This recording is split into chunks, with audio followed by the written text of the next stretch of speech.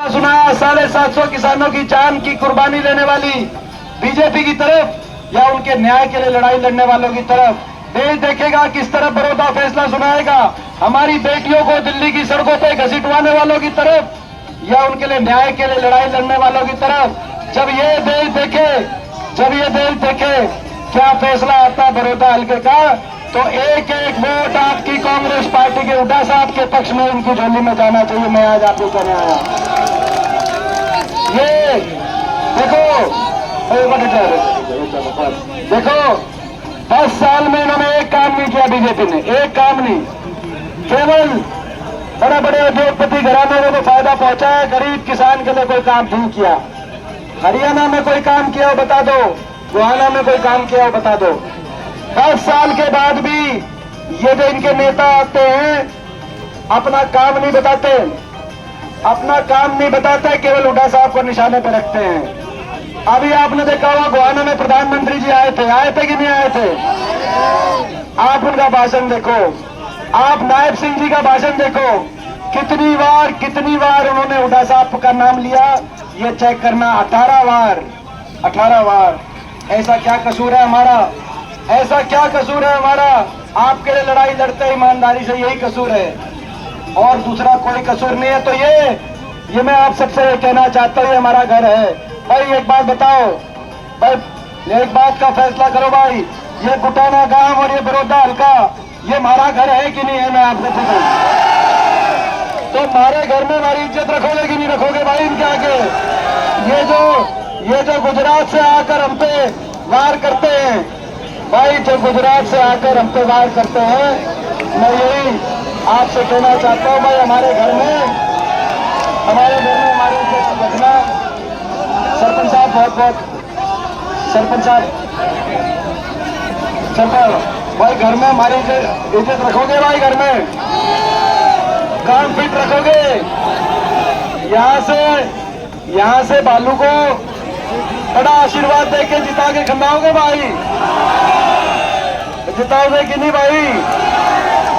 तो बड़ा आशीर्वाद देके जिता के भेजना भाई। देखो 5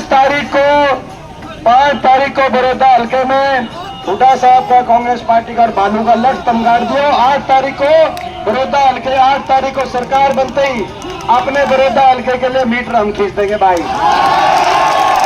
खींच देंगे। ये लड़ाई है भाई, ये बड़े आपने बड़ी लड़ाई लड़ी। ये हल्का बड़ौदा हल्का, ये वो शेर हल्का, ये ऐसा हल्का किसान के साथ खड़ा रहा, गरीब के साथ खड़ा रहा, हमारी बेटियों के साथ खड़ा रहा।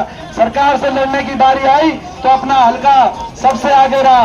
अब मगर आपको अपनी जोश के साथ, होश से, समझदारी से काम लेना है।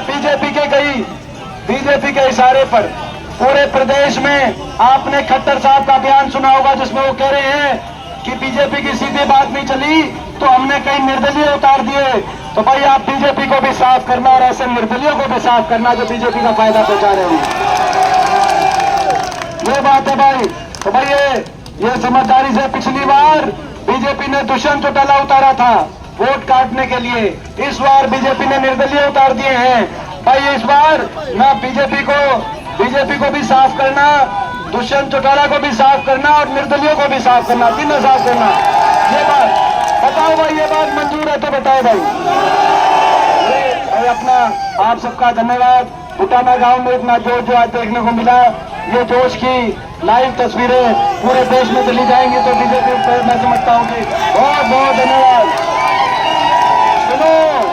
सुनो भाई, जिस दिन नतीजा आए, प्रधानमंत्री जी गोहाना में आकर जो कह के गए, नायब सिंह जी कह के गए, 18 बार हुड्डा साहब का नाम लेके गए, जिस दिन नतीजा है बड़ौदा हल्के का, उस दिन गुजरात तक ये बात जानी चाहिए कि ये हरियाणा है प्रधान। ये पहुंचाओगे कि नहीं पहुंचाओगे? बात कांग्रेस की सरकार बनते ही हर वर्ग के फैसले लेंगे।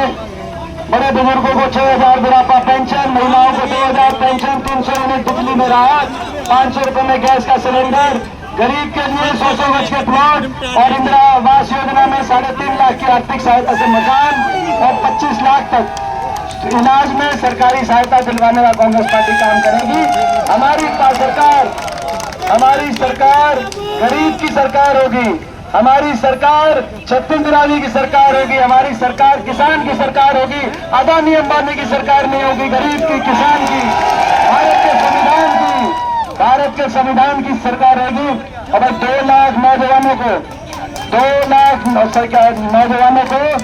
लाख पक्की सरकारी नौकरी मेरिट पर और समयबद्ध रूप से 2 लाख नौजवानों को रोजगार देकर हरियाणा के अंदर अच्छे भविष्य की तरफ बढ़ाने का काम करेंगे। तो भाई अब और खिलाड़ियों को पदक लाओ और पद पाओ। और भाई ये जो देखो कहने हम, और भाई जो अभी घोषणाएं हैं वो तो है ही कांग्रेस का घोषणा पत्र।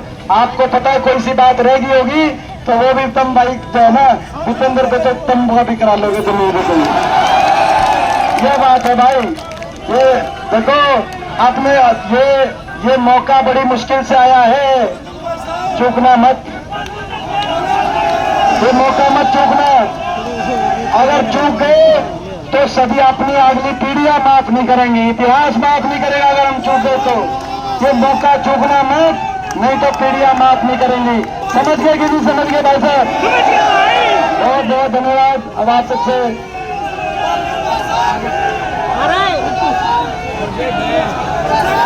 प्रतीक कुंडू भाई